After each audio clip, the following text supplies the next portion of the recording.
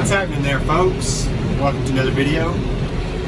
It is 105 degrees today, and you can see the temp gauge on the Workmaster staying right in the middle. I did have to stop and clean out the radiator on the first 15 acres because it did get up there, not in the red, but it got close. The Workmaster's doing great in this heat.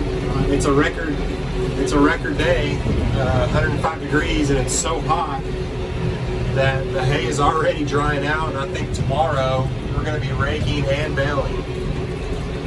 So I did a custom job last week for a guy down the road, and it was about 100 degrees for 3 days, and it was 17 acres. I cut the first day, raked the second, and baled the third. And when I baled the third, man, that stuff was dried out. And I did get to use my new moisture meter, and it works great, but the moisture was staying right at like 8-9%. So I think that's why we're going to rake and bale tomorrow. So I mean, this stuff is drying out pretty quick in this heat. It's a breezy day. Like I said, I'm going to continue to cut here. I'll get some video of it, and tomorrow morning I'm going to be prepping the tractors. A friend of mine, a great friend of mine that owns this place, he's got a Kubota, so I'm going to go through the tractors and get them ready for tomorrow and blow all the radiators out and rinse all the dust off of them. But I got to go through that hay rake too and replace some broken hay tines, I think. But yeah, there's no need for hay preservative on days like this. I'll tell you what, it's pretty hot.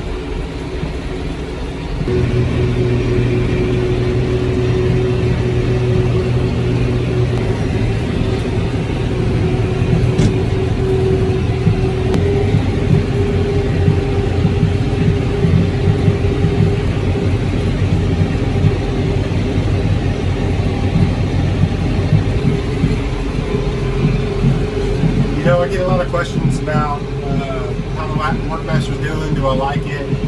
And would I buy it again? And yeah, I would buy it again. It's a good tractor. You know, it's got almost 300 hours on it. It's handling, you know, the equipment that I have just fine, and it's taking the heat. But it's an economy tractor. You know, you get what you pay for. And the other tractors in this class, when I looked at Kubota and Deere, for the 75 horsepower range tractors, they were both about, you know, $8,000 to $12,000 more than this tractor. Now the Deere, I think, did way more. It's heavier, and weight does play a big factor in tractors. But you know, it was a bare bone basic tractor for the price. You know, this comes with an air ride seat, which helps and makes a difference. It comes with a Bluetooth radio, side steps, wiper blades on the rear. There's a lot it comes with extra, where Deere and Kubota, if you wanted the extra stuff, you'd have to pay for it, which would drive the price up. So something else is New Holland's financing. They were offering 0% for 84 months. So you know, I can really control my payment. You know, I'm not going to extend it out 84 months. I'm paying extra on it, but you know, but again, I mean, it's riding this tractor after 5, 6, 7 hours. You know, my ass kind of hurts.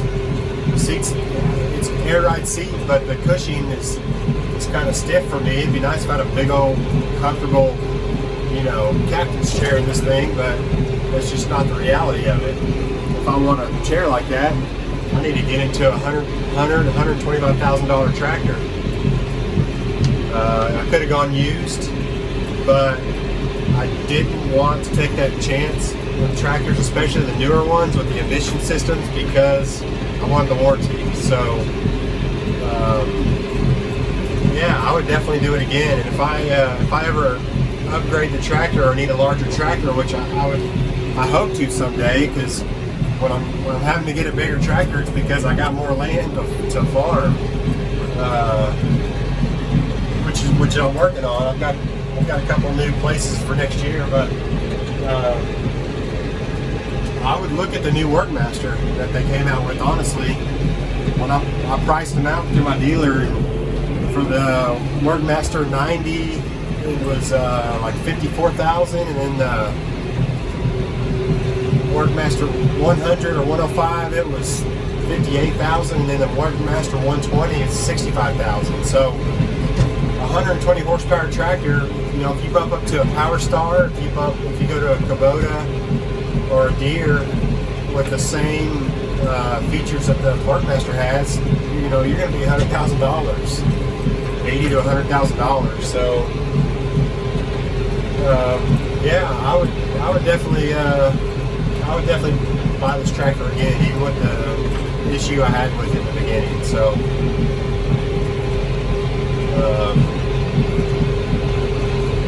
it's a good tractor. I'm gonna continue on here getting the stuff cut. All right, check this out.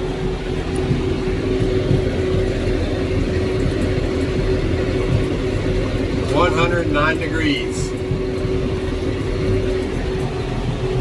109 degrees. It's time to bale some hay. It's the following day after I cut, and my partner in crime is headed down the hill first. He's there in the Kubota with a hay rake, and he's going to get to raking, and I'm going to come right behind him and bale. It's already 93 degrees. The high is 102, so we're going to get after it. Get to use the moisture meter. It'll actually be my second time, and I'll show you what that's like.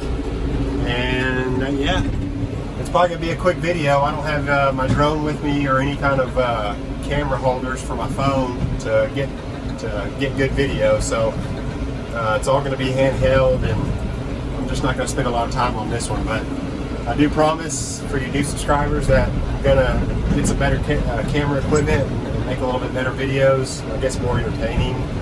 I guess it's more about entertaining, not more about educational purposes and putting information out there. But I do want this channel I would like this channel to grow to help people out. But so anyways, I'm going to get after it.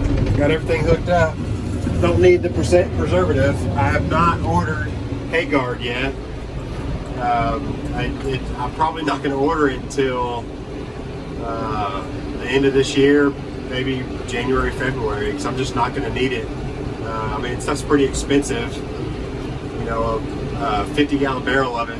From what I've seen, quick searches, I haven't called around, but they're like $1,300. But I will need it for next year. I'm not going to need it this year, obviously, unless August and September we just get crazy weather and lots of rain, which is unlikely in Texas. But I'll once I get to rolling, I'll get some more footage of it, or I'll get some footage of it. So hang tight.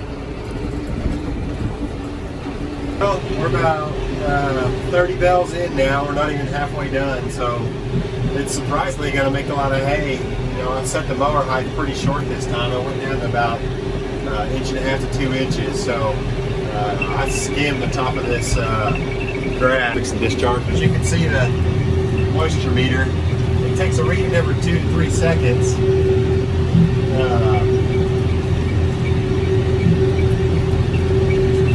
So I mean, I just cut this yesterday. It's 102 degrees and it's already down to 10% moisture.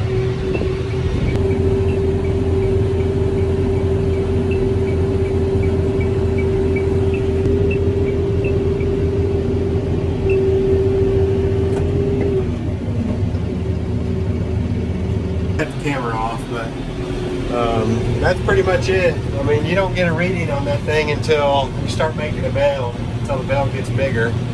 So I've got the limit set at 20% moisture to beep at me, and then like 8%, but it's hit 20% just a few times. I mean, this is some pretty dry hay, which is good. It's going to be safe when it cures and sweats. I don't have to worry about it overheating. So, but I'm going to keep rolling with it, and I'll check back in with you when I get down to the end and let you know what the bell count is.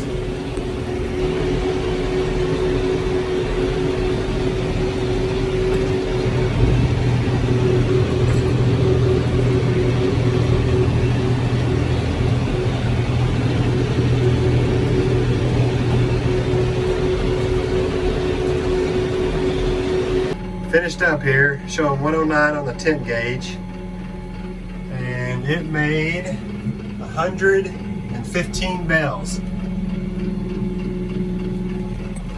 It's second cutting, 115 bells, that's pretty good.